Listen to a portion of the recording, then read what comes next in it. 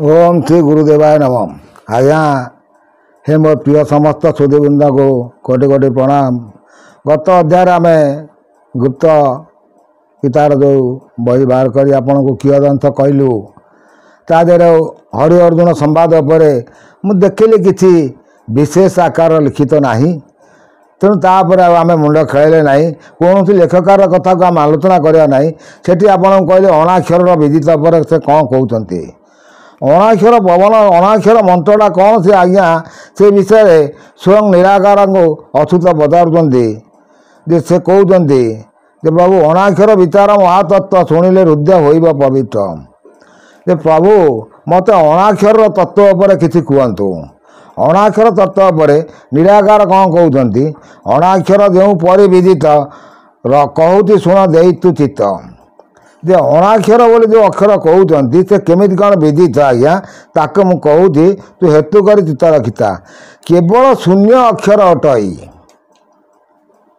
देखो तो आज्ञा सेठी निराकार उवाद शुणुंट वक्ता हेले निराकार श्रोता हेले अच्युत से कहते जे अण अक्षर बोली जहाँ कही केवल शून्य अक्षर अटई केवल से हूँ शून्य अक्षर ठ मुंडुला अटई से जान अक्षर मात्रा ना तो ही पूर्ण ठ मुंडुला गोटे गोल गोलाकृति आकृति आसला गोल ता देहरे कौन से अक्षर बसाण ना ना आकार ना ना इकार ना ना उकार ना ना मकार ना ना कि ना आज्ञा सी हूँ ठकार से कौन कहते जे ठ मंडुला अटई से जान अक्षर मात्रा ना तो ही पूर्ण शून्य शून्य बेनी मंडुला गला गोटे आपड़ गोल कर गोटे ठ लिखिले तापर आउ गोटे मंडुला बुलेले आउ गोटे मंडुला बुलेले दुई मंडुला गला दीटा मंडला ठ मंडला अटई से जान अक्षर मात्रा ना तो ही पूर्ण शून्य शून्य बेनी मंडुला गला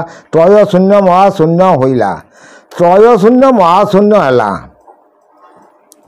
तेणु मुझे मोर चैनल मध्यम कही शून्य शून्य महाशून्य शून्य मध्य निरंजन निरंजन मध्य ज्योति सज्योति भगवान। तेणु से विषय भी कहते से शून्य मध्य सूर्यमंडल से शून्य मध्य सूर्यमंडल कौन कर चिंता कर चित्तरे केवल नयन मान एकत्र करिण निश्चल मन कर भादन जे केवल चिंतन कर सूर्यमंडल को आपन से अणाकार जो अणाक्षर मंडुला भितर आप सूर्यमंडल चिंता आप सूर्यमंडल कहीं लिखिले तार तत्व किए कह प्रश्न मोर उत्तर मोर विचार आपण मान आगुरी भी कही आसती एवं शुणे शुणु आज्ञा आपण सूर्य को तर्पण कर जलदान कले सूर्य को तर्पण कले सूर्य को तर्पण कर भी गोटे विधि अच्छी से तर्पण विधि जदि आप सूर्य को दर्शन करती ताले आपन को से ज्योतिटा देखा कौन ज्योति देखा केमती सूर्य को तर्पण करेंगे दर्शन करेंगे गाई छंद केमती पकेबे बहुत कम लोक भी जानते गाई छंद पकाइले आपंकर ये बाँ हाथर काणी आंगुठी मझे डाण हाथर बेसी आंगुठी एठी लगी ये पुणी बुली आसो ये आंगुठी ये बेसी आंगुठी पुणी या भर रहा आप एमती टेकिक उपरू कौन है दुई फासी मझे फाका गाई छंद से गाई छंद।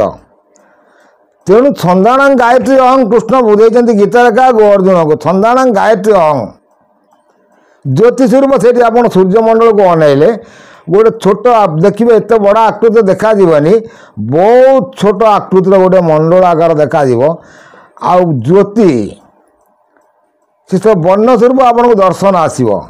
तेणु से कथा कहले से सूर्यमंडल मध्य कर शशि मंडल हृदय भरी से मंडल को आप मंडलटा को आप चिंता करेंगे अणाक्षर को जो मैंने कहते अणाक्षर बसाण अणाक्षर मंत्र अणाक्षर दंत्र किसी तत्व जानी ना आज्ञा खाली कहले कौन हम त्रय शून्य महाशून्य होइला से शून्य मध्य सूर्यमंडल चिंता कर चित्तरे केवल केवल चिंता कर आउ से कौन कहते नयन मन एकत्र करिण निश्चल मन कर भावन से सूर्यमंडल मध्य करी शशि मंडल हृदय भरी। तेणु सी मनरे शशि सूर्यमंडल देखिले पुणी शशि मंडल को से आप चिंता करेंगे थंडा को आसवे ସେମଣ୍ଡ ମଧ୍ୟରେ ରହିଛି ଜଳ ତା ମଧ୍ୟ ପୁଣି ରୀତି ଅନଳ ତା ମଧ୍ୟରେ କନକ ଆସନେ ନାରାୟଣ ରୂପ ଚିନ୍ତିବ ମନେ। ସେଇ ଚନ୍ଦ୍ରମଣ୍ଡଳକୁ ଆଇଲେ ତା ଭିତରେ ଜଳ ଅଛି। ଯେଉଁମାନେ ବୈଜ୍ଞାନିକ ମାନେ ଅବି ଯାଇକି ଚନ୍ଦ୍ରମଣ୍ଡଳରେ ପହଞ୍ଚିଲେଣି ସେମାନେ ଦେଖୁଛନ୍ତି ସେଠିକାର ମାଟି ଅଛି, ସେଠିକାର ଜଳ ଅଛି, ସେଠିକାର ପବନ, ତାର ସେଠି ବାୟୁର ଗତ ଅଛି, ସବୁଠି ଆଜ୍ଞା ଅଛି। ମୁଁ ଆପଣମାନଙ୍କୁ ଗୋଟେ ପିଣ୍ଡ ବ୍ରହ୍ମାଣ୍ଡ, ପିଣ୍ଡରେ ଯାହା ବ୍ରହ୍ମାଣ୍ଡରେ ସେଇଆ। ତେଣୁ ପିଣ୍ଡରେ ଯେତେବେଳେ ବାୟୁ ଅଲଗା ଅଲଗା ଆସିଲା, କ'ଣ କ'ଣ ପବନ ଅଲଗା ଆସିଲା ଆଜ୍ଞା ଆପଣମାନଙ୍କୁ ମୁଁ କହିଛି, ଆପଣ ଯଦି ଜ୍ଞାନ ଦେଇଥିବେ। ପ୍ରଥମେ ହେଉଛି ଅପାନ ପବନ, ଧ୍ୟାନ ପବନ, ସମାନ ପବନ, ପ୍ରାଣ ପବନ, ଉଦାନ ପବନ। 5ଟା ଚକ୍ରରେ 5ଟା ପବନ। ପ୍ରାଣବାୟୁ ସେମିତି ଅଲଗା ଅଲଗା କହିଛି, ଏଠି ପବନର କଥା ପଡ଼ିଛି ଆଜ୍ଞା। ସେ ପବନକୁ ଆପଣ ଯେମିତି ସେଇଭଳି ଆପଣ ଆମର ପୃଥିବୀର ମାଧ୍ୟାକର୍ଷଣ ଶକ୍ତି ଟୋପୁରୁ ଗଲା ବେଳକୁ ସେ ବାୟୁମଣ୍ଡଳ ଅଲଗା। ତେଣୁ ଆମ କଥାରେ ଅଛି, ଯେ ପକ୍ଷୀ ଉଡ଼େ ଯେତେ ଦୂର ସେ ଜାଣେ ତୈର ବ୍ୟବହାର। ଯେଉଁ ପକ୍ଷୀ ଯେତେ ଦୂର ଉଡ଼ିବ ସେଠି କ'ଣ ପବନର ଗତାଗତ ଅଛି ସିଏ କହିପାରିବ, ଆମେ କ'ଣ କହିପାରିବା। ଯେଉଁଭଳି ଆଜି ମହାକାଶଚାରୀମାନେ ଯାଉଛନ୍ତି ସେଠି କ'ଣ ଅଛି ସେ ଜାଣୁଛନ୍ତି। ତେଣୁ ପ୍ରକୃତ ସବୁ ପବନର ଗତାଗତ ସବୁଠି ଅଛି। ସେ କଥା କହୁଛନ୍ତି, ତା ମଧ୍ୟ ପୁଣି ଅଥଇ ଅନଳ ତାହା ମଧ୍ୟରେ କନକ ଆସନେ ନାରାୟଣ ରୂପ ଚିନ୍ତିବ ମନେ। କେବଳ ଚିନ୍ତା କରିବ, ନାରାୟଣଙ୍କ ରୂପ ଚିନ୍ତା କରିବ। ଦିବ୍ୟ ମୂର୍ତ୍ତିରେ ଛନ୍ତି ଜନାର୍ଦ୍ଦନ ଅପରେ କରନ୍ତି ମୁରଲୀ ସ୍ୱନ। ପିତ ବସନ କଟିତଟେ ଶୋହେ ଭକତ ଗୋପୀ ଜନମନ ମୋହେ। ଶିବସ କୌସ୍ତବ ଶୋହେ ଉର ହୃଦୟ ଦେଶେ ଶୋଭଇ ବନମାଳ। ଦେଖନ୍ତୁ କବିଙ୍କର ଲେଖା କୌସ୍ତବ ମଣି ତାଙ୍କ ହୃଦୟରେ ବିରାଜୁଥିବ। ତେଣୁ ସବୁ ସୁନ୍ଦର ସୁନ୍ଦର ତଥ୍ୟ ଅଛି। କ'ଣ କହୁଛନ୍ତି ଆମେ ଆସ୍ତେ ଆସ୍ତେ ଦେଖି ଦେଖି ଯାଉଛନ୍ତି। ନଟବର ବେଶେ ଶିଶାମ ସୁନ୍ଦର ନବଘନ ତନୁ ରଙ୍ଗ ଅଧର। ନଟବର ବେଶେ ଶ୍ରୀକୃଷ୍ଣଙ୍କର, ଶ୍ରୀକୃଷ୍ଣଙ୍କୁ କୁହାଯାଏ ନଟବର, ନଟ ଖଟୁଆ ଠାକୁର ସିଏ। ଆଉ ବି ନଟବର ମହାଦେବଙ୍କୁ କୁହାଯାଏ। ତେଣୁ ଆଉ ସେ କ'ଣ କହନ୍ତି, ମଳୟ ମରୁତ ହରୁତି ମନ ଅପରେ ଶୋଭା ଗିରି ଗୋବର୍ଦ୍ଧନ। ବଙ୍କୁନାଳ ଉପରେ ସେ ଗଲା ହାଟ ସେଠାକୁ ଯିବାକୁ ପଡ଼ିଛି ବାଟ। ଗୋଟେ ଆକୁ ଯେତେବେଳେ ଆପଣ ଚିନ୍ତା କରିକି ଶରୀରରେ ଚିନ୍ତା କଲେ, ବଙ୍କୁନାଳ ଯେଉଁ ଆମର କହୁଛନ୍ତି 18 ନଳା, ସେ ବଙ୍କୁନାଳ ବି ଗଳା କଣ୍ଠ ଦେଇକି ଆସ୍ତେ ଆସ୍ତେ ବଙ୍କୁନାଳ ସିଧା ଯିବା ପାଇଁ ବାଟ ରାସ୍ତା ପଡ଼ିଛି। ବଙ୍କୁନାଳ ଉପରେ ଗୋଲା ହାଟ ସେଠାକୁ ଯିବାକୁ ପଡ଼ିଛି ବାଟ। ନିତ୍ୟ ନିତ୍ୟ ମହା ନିତ୍ୟ ଅଟଇ ଅଣ ଆକାର ରୂପ ପରଖି ନାହିଁ। ଏମତେ ଦେବାଦି ଦେବରାଏ ମହାନିତ୍ୟ କରିଛନ୍ତି ବିଜୟ। ସେଇଠି ସେ ଦେବାଦି ଯାଏ, ଦେବାଦି ଦେବ ମହାଦେବ ସିଏ ପୁଣି କାହାକୁ ଚିନ୍ତା କରୁଛନ୍ତି, ସିଏ ଯାହାକୁ ଚିନ୍ତା କରୁଛନ୍ତି ସିଏ ବସିଛନ୍ତି ସହସ୍ରାରେ। ପରମ ପୁରୁଷ, ତାଙ୍କ ପାଖକୁ ଯିବାକୁ ବାଟ ବହୁତ ସର୍ଟକଟ୍ ରାସ୍ତା ଅଛି, ପୁଣି ବି ବହୁତ ଲମ୍ବାର ରାସ୍ତା ଅଛି। ଯାଇପାରିଲେ ହେଲା। କାରଣ ଚକ୍ରକୁ ଚକ୍ର ଆପଣ ଯେତେବେଳେ ପବନ ଉଠାଇ ତ୍ରିକୁଟ ସନ୍ଧିରେ ଯେଉଁ ଲକ୍ ସେ ପକେଇଛି, ତିଳ ଚୋପା ପଡ଼ାଏ, ବହୁତ ଲହରୀ ସେଠି ଭାଙ୍ଗିବ, କିନ୍ତୁ ମୃତ୍ୟୁର ସମାନ ସେଇ ବାଟ ହିଁ ଆସିବ। ଯେତେବେଳେ ସିଏ ସୂକ୍ଷ୍ମ ରୂପୀ ସିଏ ଚାଲିଯିବ, ତାଣ୍ଡବ ସେଇଠୁ ଆସିବ, ଏଇଠୁ କ୍ଷରଣ ହେଇକି ଶରୀରକୁ ଯିବ।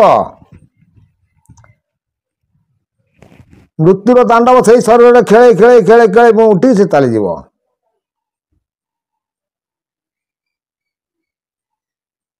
ଏସବୁ ବହୁତ ଜିନିଷ ଅଛି ଆଜ୍ଞା। ତେଣୁ ଏସବୁ ଜିନିଷକୁ ଚିନ୍ତା କରିବା ପଡ଼ିଲେ ଆପଣ ଧୀର ସ୍ଥିର ମତ ହେଇକି ଚିନ୍ତା କରିବେ। ଅଣାକ୍ଷର ଉପରେ ଗତ ଅଧ୍ୟାୟରେ କହିଲି ବୋଲି ଖୁବ୍ ସର୍ଟକଟ୍ରେ ଗୋଟେ ଭିଡ଼ିଓ ମୁଁ କହିକି ଛାଡ଼ିଦେଲି ଆପଣଙ୍କୁ।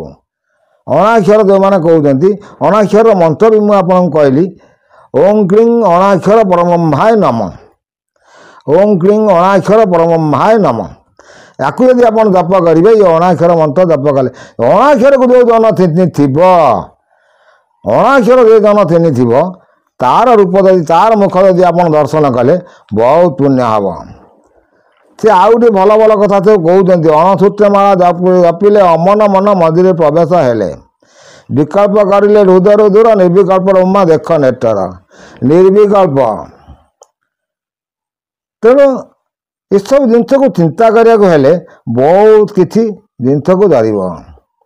ସେ କହୁଛନ୍ତି ଅଣାକ୍ଷରକୁ ଚିହ୍ନିଥିବା ଜନ ମୁଖ ଯଦି କେବେ ହୁଏ ଦର୍ଶନ, ଯଶ ଲାଭ ହୋଇନ ସେଇଦିନ ଅପରେ ପାପ ହୁଅଇ ଛେଦନ। ଧନ୍ୟତାର ଜନ୍ମ ଧନ୍ୟତା ଜୀବନ ଅଣାକ୍ଷର ଯେଉଁ ଚିହ୍ନିଲା ଜନ। ଯେ ଧନ୍ୟତା ଜୀବନ ଧନ୍ୟତା ପିଅର। ଅଣାକ୍ଷରକୁ ଯେଉଁ ଜନ ଚିହ୍ନିଲା, ଅଣାକ୍ଷରକୁ ଯେଉଁ ଲୋକ ଜାଣିଲା, ତାର ବନ୍ଧୁଠୁ ବାନ୍ଧବ ପର୍ଯ୍ୟନ୍ତ ସମସ୍ତେ ହେଉଛନ୍ତି ଧନ୍ୟ। ଆଉ ତା ମୁଖକୁ ଯଦି ଆପଣ ଦର୍ଶନ କଲେ ସେ ଦିନ ଭରି ଆପଣଙ୍କର ଶୁଭ ହିଁ ହେବ। ତେଣୁ ଅଣାକ୍ଷରକୁ ଚିହ୍ନିବା ଲୋକ ବହୁତ କମ୍, ଆଉ ତା ବିଷୟରେ ଚିନ୍ତନ କରିବା ଲୋକ ବହୁତ କମ୍। ଖାଲି ଉପରେ ଉପରେ ବୁଡ଼ିଲେ ଆମେ ଅଣାକ୍ଷରୀ, ଆମେ ବ୍ରହ୍ମଜ୍ଞାନୀ, ଆମେ ସାଧିଛୁ, ସବୁ କରିଛୁ। ନାହିଁ ଆଜ୍ଞା, ବହୁତ ଭୁଲ ରାସ୍ତା, ଭୁଲ କଥା। କାରଣ ଅଣାକ୍ଷର ଯେଉଁ ଆପଣ ଶୂନ୍ୟଟା ଠୁଳଟାକୁ ଯେଉଁ ଗୋଲା ଆକୃତିରେ ଆପଣ ଦେଖିବେ, ଦର୍ଶନ କରିବେ ଏ ମସ୍ତକରେ ଆସିକି, କେଉଁଠିକି ଆଜ୍ଞା ଆସିବେ? ବ୍ରହ୍ମପୁରକୁ।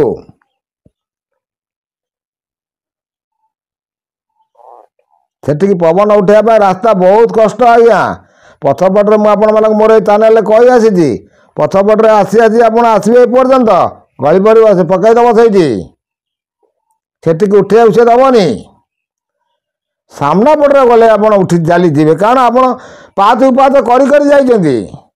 ମୂଳାଧାର ଚକ୍ର, ଲିଙ୍ଗ ଚକ୍ର, ନାଭି ଚକ୍ର, ହୃଦ ଚକ୍ର, କଣ୍ଠ ଚକ୍ର, ଲଲାଟ ଚକ୍ର, ସବୁକୁ ଗୋଟେ ଗୋଟେ ଷ୍ଟେପ୍ ବାଇ ଷ୍ଟେପ୍ ଆପଣ ଟପି ଟପି ଟପି ଟପି ଯାଇକି ତାକୁ ଦର୍ଶନ କରୁଛନ୍ତି।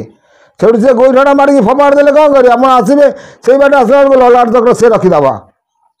ସେଠୁ ଖସି ଆସିଲେ କଣ୍ଠ ଚକ୍ର ରଖିଦେବ। କଣ୍ଠ ଚକ୍ରରୁ ଖସି ଆସିଲେ ହୃଦ ଚକ୍ର ରଖିଦେବ। ମୁଁ ସରଳ ଭାଷାରେ ବୁଝେଇ ଦେଉଛି। ହୃଦ ଚକ୍ରରୁ ଖସି ଆସିଲେ ନାଭି ଚକ୍ର ରହିଯିବ। ନାଭି ଚକ୍ରରୁ ଖସି ଆସିଲେ ପୁଣି ଆପଣ ଲିଙ୍ଗ ଚକ୍ର ରହିଯିବ। ସେଠି ଯଦି ଖସି ଆସିଲେ ଆପଣ ପୁଣି ମୂଳାଧାର ଚକ୍ର ରହିଯିବେ। ଆପଣ ରହିଗଲେ, କିନ୍ତୁ ପଛପଟରେ ଖସିଲେ ସିଧା ତଳେ ଗଲା, ବାହାରିଗଲେ, ଆପଣ ଚାଲିଲେ ଆପଣ ଉପରକୁ। ଆଉ ନାହିଁ, ଆପଣଙ୍କ ଶରୀର ସେଠି ପଡ଼ିଗଲା, ଶବ ହେଇଗଲା।